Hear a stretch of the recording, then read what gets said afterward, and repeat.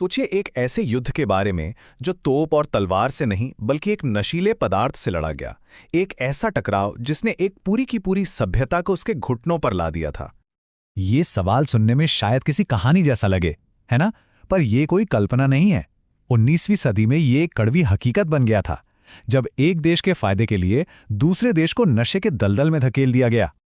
तो चलिए, आज हम इतिहास के उन पन्नों को पलटते हैं और उस काले अध्याय को समझने की कोशिश करते हैं जिसने एक बहुत बड़े देश का भविष्य हमेशा हमेशा के लिए बदल दिया।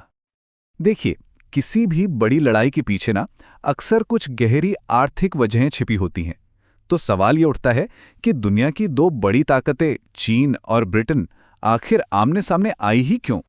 जरा सोचकर देखिए एक ऐसे साम्राज्य के बारे में जिसे अपनी जरूरतों के लिए दुनिया में किसी की तरफ देखने की जरूरत ही नहीं थी, बल्कि पूरी दुनिया की नजरें उस पर टिकी हुई थीं। मतलब हिसाब किताब एकदम एक तरफा था। ब्रिटेन समेत पूरी दुनिया को चीन से रेशम, चाय और शानदार चीनी मिट्टी के बर्तन खरीदने थे, लेकिन चीन, उसे यूरोप से कुछ भी नहीं चाहिए था। ये कुछ ऐसा था जैसे एक दुकान हो जहां से हर कोई सामान तो ले जा रहा है, पर बदले में उस दुकान को कुछ भी नहीं बेच पा रहा। अब जाहिर सी बात है, जब आप सिर्फ खरीदते रहेंगे और कुछ बेचेंगे नहीं, तो आपकी तिजोरी तो खाली होगी ही। ब्रिटेन के साथ भी ठीक यही हो रहा था और उन्हें इस समस्या का कोई ना कोई हल चाहिए था, चाहे वो कितना भी खतरनाक क्यों ना हो। और यहीं से कहानी एक बहुत ही भयानक और अंधकारमय मोड़ लेती है। ब्रिटेन ने अपने व्यापार के घाटे को मुनाफे में बदलने के लिए एक ऐसा रास्ता चुना जो पूरी तरह से विनाशकारी था।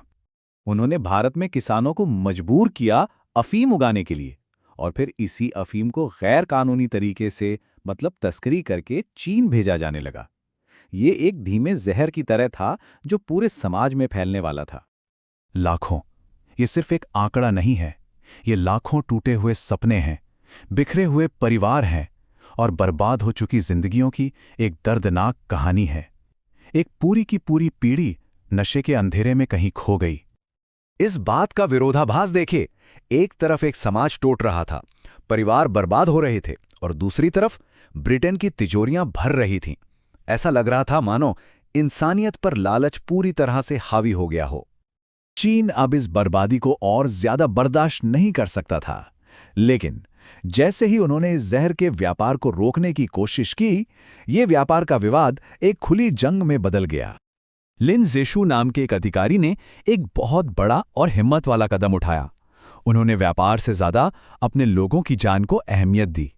उनका ये कदम चीन के प्रतिरोध का एक प्रतीक तो बना, पर यही युद्ध की वजह भी बन गया। लेकिन ब्रिटेन की नज़र में ये कुछ और ही था। उनके लिए अफीम को नष्ट करना उनके मुनाफे पर हमला करने जैसा था, और वो अपने व्यापारिक हितों की रक्षा के लिए किसी भी हद तक जाने को तैयार थे। सच तो ये है कि ये लड़ाई बराबरी की थी ही नहीं। एक तरफ थी औद्योगिक क्रांति की ताकत, भाप से चलने वाले जहाज और आधुनिक तोपें, और दूसरी तरफ थी एक पुरानी सेना जो तकनीक में मीलों पीछे थी। इस लड़ाई का नतीजा क्या होगा, ये शायद पहले से ही तय था। युद्ध का अंत तो होना ही था, और वो चीन की करारी हार के साथ हुआ। पर यह सिर्फ एक सैन्य हार नहीं थी, ये एक राष्ट्रीय अपमान की शुरुआत थी, जिसे एक संधि के रूप में हमेशा के लिए इतिहास में दर्ज कर दिया गया। देखिए, सिर्फ 3 साल के अंदर एक इतना बड़ा आत्मनिर्भर साम्राज्य घुटनों पर आ गया। 1842 में हुई ये संधि चीन के इतिहास पर एक ऐसा गहरा घाव छोड़ गई जिसे आज भी महसूस किया जाता है। इन शर्तों का सीधा सीधा मतलब था कि चीन अपनी ही जमीन पर अपनी संप्रभुता खो चुका था। उसे न सिर्फ अपनी जमीन और पैसा देना पड़ा, बल्कि उस जहर के व्यापार को भी कानूनी तौर पर मानना पड़ा जो उसके लोगों की जान ले रहा था।